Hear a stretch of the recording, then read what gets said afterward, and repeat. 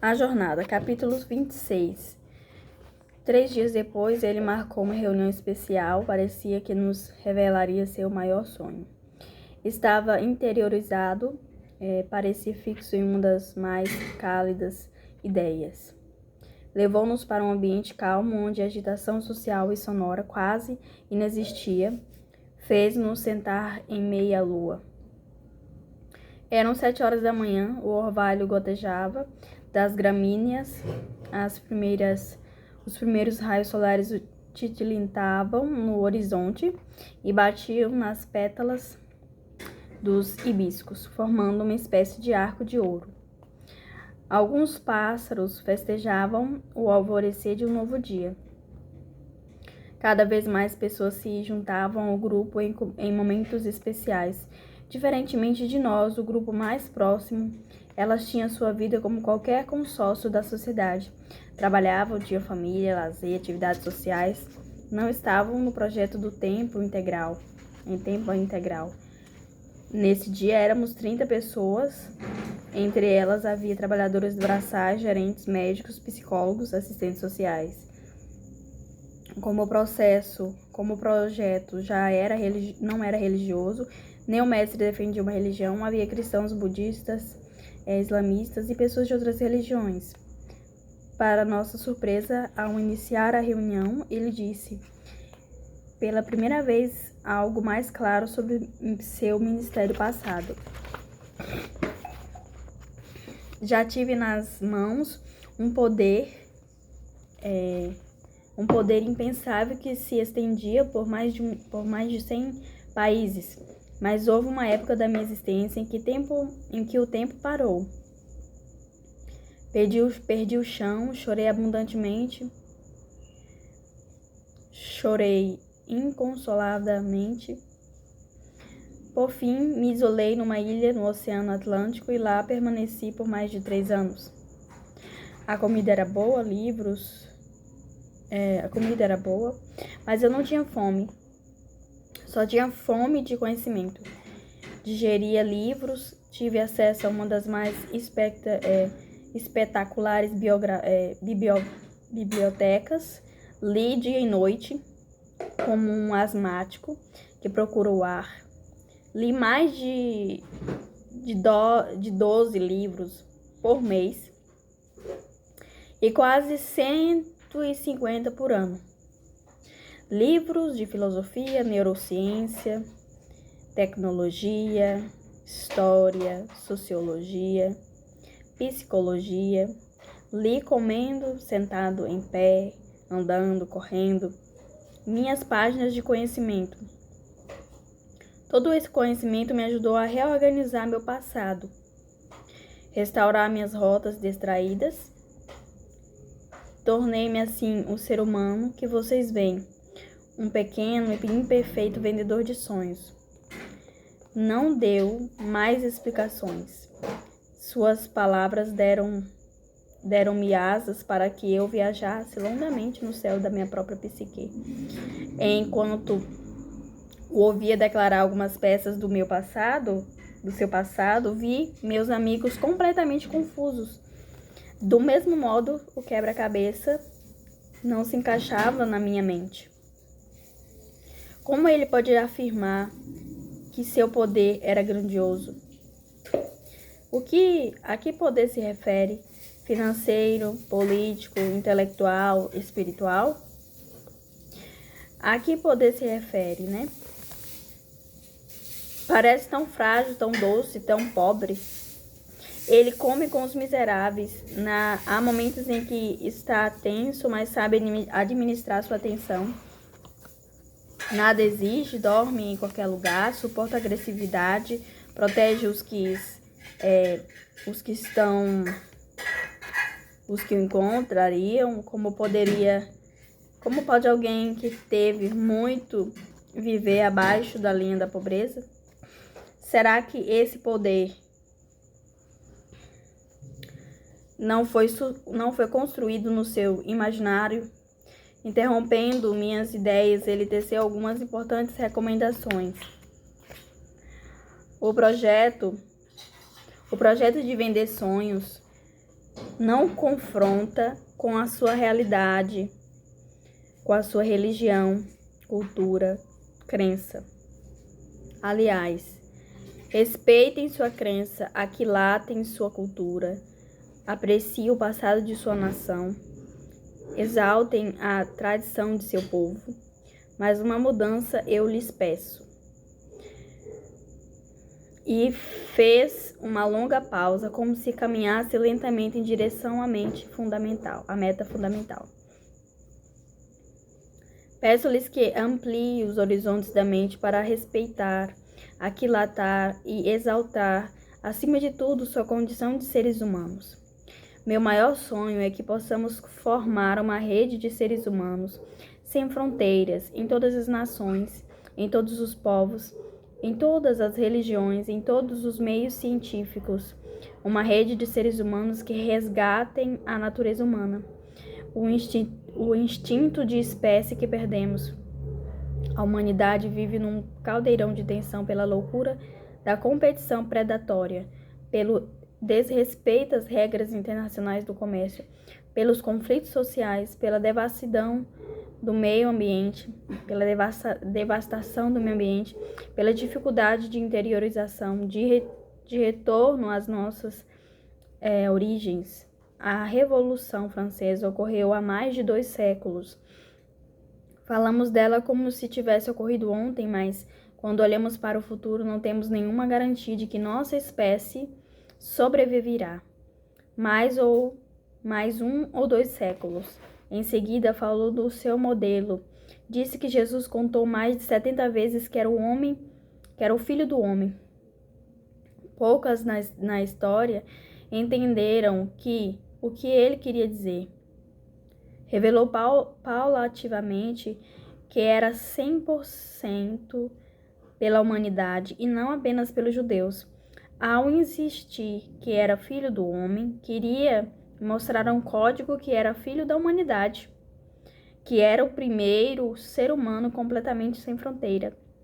Sua cultura, raça, nacionalidade eram importantes, mas sua condição de ser humano era muito mais. Ele se apaixonou pela humanidade num nível que a teologia não compreende e a psicologia não alcança. Somente um ser humano sem fronteira poderia dizer que as prostitutas precederiam ilustres teólogos fariseus.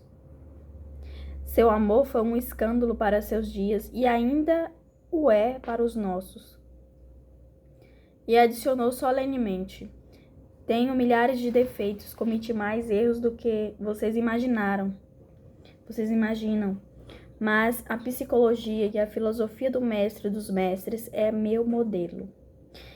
E propôs fundar a Sociedade dos Seres Humanos Sem Fronteiras, apoiada em apenas quatro princípios.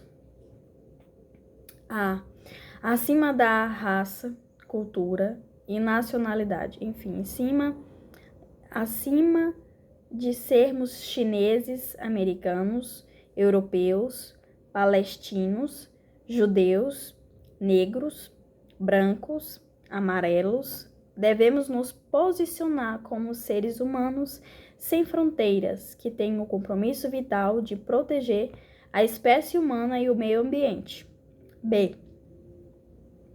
Lutar contra toda forma de discriminação e apoiar toda forma de inclusão. C. Respeitar os diferentes. D. Promover a interação entre povos de diferentes culturas e crenças. O mestre sabia muito bem que algumas de suas propostas estavam nos princípios da Revolução Francesa, na Carta dos Direitos Humanos da Organização das Nações Unidas, a ONU, e na Carta Magna de muitas nações. Mas a diferença entre que sonhava em extrair as páginas destas cartas e imprimi-las nas páginas psíquicas de um ser humano sem fronteira. Nada mais utópico, verbalizei em voz baixa, mas o mestre leu meus lábios. Não tem razão, nada é mais utópico, imaginário, virtual, romântico. Mas retire a utopia e seremos máquinas. Retire a esperança e seremos servos. Retire os sonhos e seremos autônomos. Se os líderes empresariais e políticos pensassem como espécie, 2/3 dos problemas da humanidade seriam solucionados em um mês. E isso não é utopia, um sonho virtual. Meneei a cabeça sem medo de reconhecer que ele estava certo. Recordei que não poucas vezes me senti uma máquina de ensinar para alunos que se colocavam como máquinas de aprender. Seu semblante estava compenetrado, sua voz estava mais pausada do que o normal. Era um dia especial para ele, parecia que tinha algo ainda importante para falar. Em seguida, contou-nos a parábola do casulo. 2 lagartas teceram cada uma seu casulo. Naquele ambiente protegido, foram transformadas em belíssimas borboletas. Quando estavam prestes a sair e voar livremente, vieram as ponderações. Uma borboleta sentiu-se frágil e pensou consigo: a vida lá fora tem muitos perigos. Poderei ser decepcionada, Poderei ser despedaçada e comida por um pássaro. E mesmo se um predador não me atacar, poderei sofrer com as tempestades. Um raio poderá me atingir, as chuvas poderão colabar minhas asas, levando-me a tombar no chão. Além disso, a primavera está acabando e se faltar o néctar, quem me socorrerá? Os riscos de fato eram muitos e a pequena borboleta tinha suas razões. A amedrontada resolveu não partir. Ficou no seu protegido casulo, mas como não tinha como sobreviver, morreu de um modo triste, desnutrida, desidratada e, pior ainda, enclausurada pelo mundo que tecera. Após essas considerações, ele nos disse: a outra borboleta também ficou apreensiva, tinha medo do mundo lá fora, sabia que muitas borboletas não duravam um dia fora do casulo, mas amou a liberdade mais do que os acidentes que viriam. E assim partiu, voou em direção a todos os perigos, Preferiu ser uma caminhante em busca da única coisa que determinava sua essência. Após contar a parábola, o mestre descortinou suas intenções. Fez uma breve pausa para ouvir. Não pediu negócio não, Silvânia? Fez uma breve pausa para ouvir o belíssimo canto que parecia que o homenageava e fez uma série de solicitações simples e profundas. Eram tantas que eu tinha dificuldade de fazer anotações. Chamei-os bem cedo, porque os enviarei por 2 dias para vivenciarem os princípios que fundamentam a experiência social de ser um ser humano sem fronteira. Vou enviá-los de 2 em 2 para o terreno social. Não levem bolsa, dinheiro, cheque, cartão de crédito, alimentos, nada que lhes dê suporte para sobreviverem. Somente remédios e produtos de higiene pessoal, como o que lhes oferecerem. Durma na cama que lhes prepararem. Não discrimine ninguém. Se alguém os rejeitar, não resistam. Tratem-o com brandura. Atuem como socioterapeutas, deem e recebam. Não domine as pessoas, não defendam sua crença, não imponha as suas ideias. Exale sua humanidade. Perguntem a quem encontrarem pelo caminho, no que vocês lhes podem ser úteis. Dialoguem com as pessoas, conheçam páginas secretas, desvendem seres humanos deslumbrantes entre os anônimos. Não os enxerguem com seus olhos, mas com os olhos deles. Não invadam sua privacidade, não a controlem. Vão até onde eles lhes permitam. Ouçam-nos humildemente, mesmo os que pensam em desistir da vida, e os estimule a eles mesmos se ouvirem, se conseguirem ouvir-se. Será muito melhor do que ouvirem vocês. Lembre-se de que o reino da sabedoria pertence aos humildes. Depois de nos dar todas essas recomendações, mostrou certo ar de preocupação e nos alertou. Vivemos no terceiro milênio. Vender o sonho de ser um ser humano sem fronteira nessa sociedade que atingiu o apogeu do individualismo parece o absurdo dos absurdos. Ser solidário, generoso e solícito quando os outros pedem já é extraordinário. Imagine, quando não pedem, vocês serão chamados de fanáticos, doentes mentais, desvairados, proselitistas, mas se receberam a mim, também receberão vocês. Fora isso, não deu regras sobre o modo de abordar as pessoas e a quem procurar se ricos, pobres, cultos, iletrados, moradores do centro, da periferia. Não nos deu mapa. Seus cabelos renovavam com o vento e nós pingávamos de suor.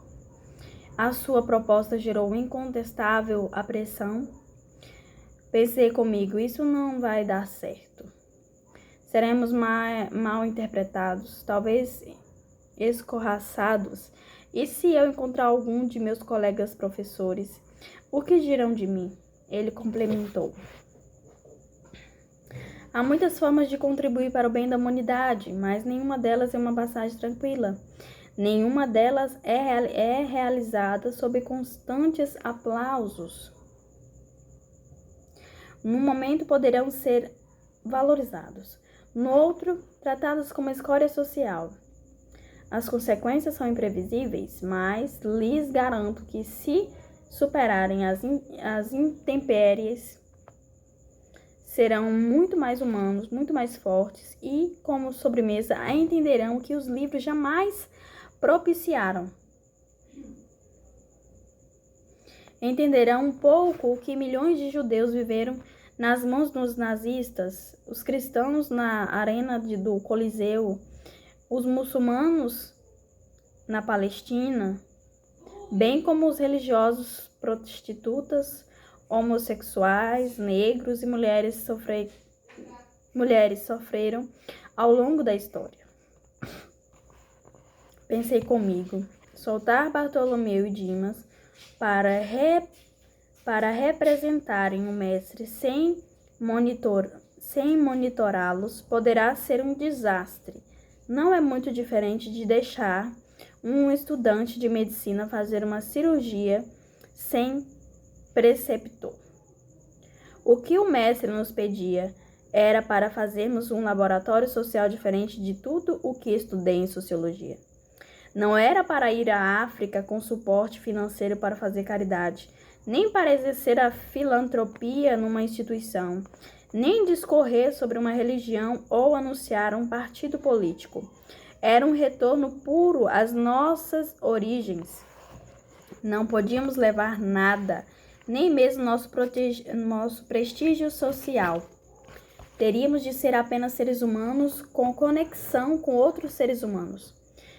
Franzindo a testa, ele disse que tínhamos uma escolha.